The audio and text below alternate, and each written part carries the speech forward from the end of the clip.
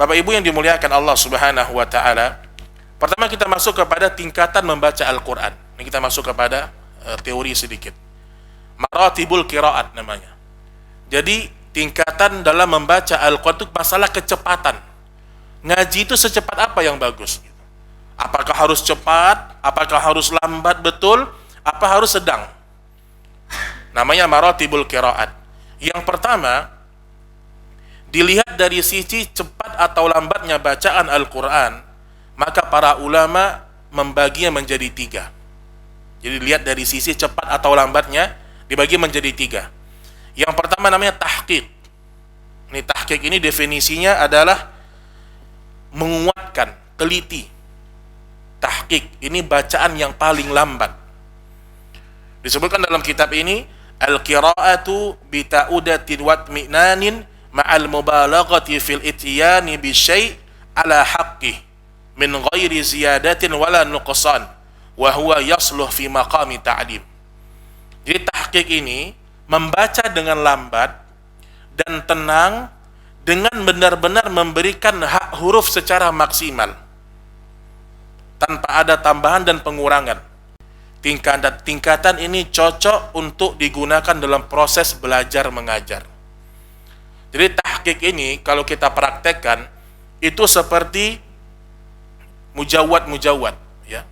Bacaan mujawwad itu yang pelan. Contoh saya contohkan ya, tahqiq itu bacaan yang pelan sehingga kita itu benar-benar bisa melihat setiap huruf. Misalnya seorang membaca A'udzubillahi minasyaitonirrajim, innal ladzina kafaru sawa'un 'alaihim a'anzartahum, pelan. Innal ladzina kafaru sawa'un 'alaihim a'anzartahum. Jadi pelan bacaannya. Namanya tahqiq. Ini cocok dalam pembelajaran tahsin. Cocok sekali. Jadi tahqiq itu pelan bacaannya. Kemudian yang kedua namanya tadwir. Tadwir ini ya, bacaan yang sedang antara tahqiq dengan hadar. Tawassutul qiraah baina tahqiq wal hadar. Bacaan yang sedang. Ini cocok biasa dipakai ketika murojaah. Ketika murojaah atau ketika menjadi imam dalam sholat itu cocok. Dibaca dengan al-hadar. Jadi agak lebih cepat sedikit.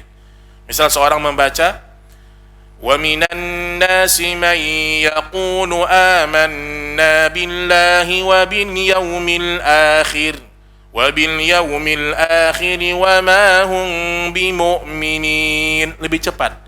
Yukhadi'una Allah walladzina amanu. Jadi cepat. Lebih cepat sedikit. Enggak terlalu lambat. Ini cocok kalau kita dalam murojaah. Dalam sholat. Kemudian yang ketiga namanya al-hadar atau hadar ya, yaitu sur'ah, bacaan yang cepat. Nah, bacaan yang cepat juga dibolehkan oleh para ulama qiraat dengan syarat seseorang itu sudah ahli. Dia boleh ngaji cepat dengan syarat makhrajnya, sifat-sifat hurufnya tidak hilang.